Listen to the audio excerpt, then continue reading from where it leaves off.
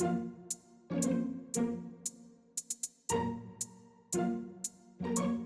never thought I'd be writing dialogue. Not in a million years. This is Ariana Brockman, amateur filmmaker with large ideas that rarely, if ever, fit on screen with her coffee and donuts budget and 3-week-long due dates.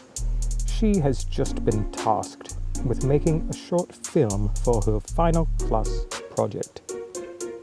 I mean, it's my final project, you know? I need it to be big, to stand out, to be the best I've ever done.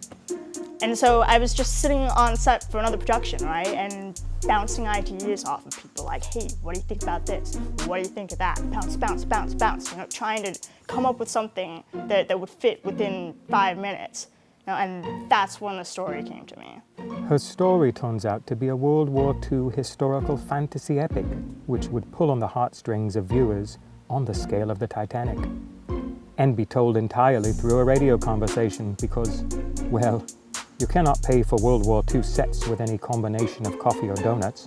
So I'm sitting in a Starbucks on like my my 6th cup of coffee, thinking, how am I going to write this thing? Because I hate writing dialogue. And this entire story is literally dialogue. All I know is that I'm going to call it Radio Waves because it's about a radio and about a ship on the ocean and there's waves. Anyway.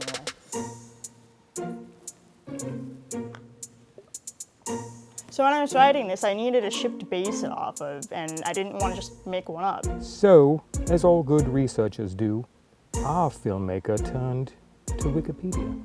So I'm just scrolling through this list of ships from World War II, and I found this one that got sunk, and I'm like, hey, that's kind of cool. Well, not actually cool that it got sunk, you know, but it makes the perfect setting, so I'm like, I guess I'll just use this one. Little did I know that it is the worst sea disaster in U.S. naval history. Look at this. Just by accident, I picked this one.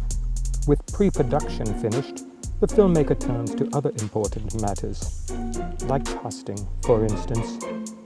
You wouldn't believe how I gathered my cast. I just posted a casting call, and the first 3 people that answered, I'm like, boom, you got the part. And here we see the filmmaker in the wild. To the untrained eye, it may look as though she is gathering sources for research, but what she is actually doing is finding props. Each book is judged carefully by its cover, its height, color, texture, and thickness. Notice how she does not even pause to read the Dewey Decimals or flip through the pages. The only thing that matters is how the books will look stacked up in her actress's arms. Now only one task remains: to get past the librarian. All of the books follow the same topic. She shouldn't arouse suspicion. And all clear. Now this project is so cool, it's so exciting, everything's just coming together perfectly. All the pieces are falling into place, and it's easily like the best thing I've ever worked on.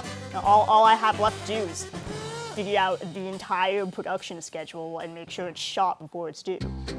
It was then that our filmmaker realized she was in way over her head. So I'm looking at my calendar, I'm texting my actress, we're trying to figure out a day that we can shoot, and every day that I suggest, she's busy, and every day that she suggests is an alternate, I've got something else going on. Now, I wasn't too worried though, because I still have over a week left, and production should literally only take an afternoon. What the filmmaker doesn't know is that everything is about to go even more wrong. No equipment with an actress schedule that doesn't line up with her own, and no lead on a proper radio for use in the project. She is about to also realize that the time she thought she had would be over Thanksgiving break. And that meant that no one would be around to even get started on filming before a rough cut was due. Things seemed hopeless.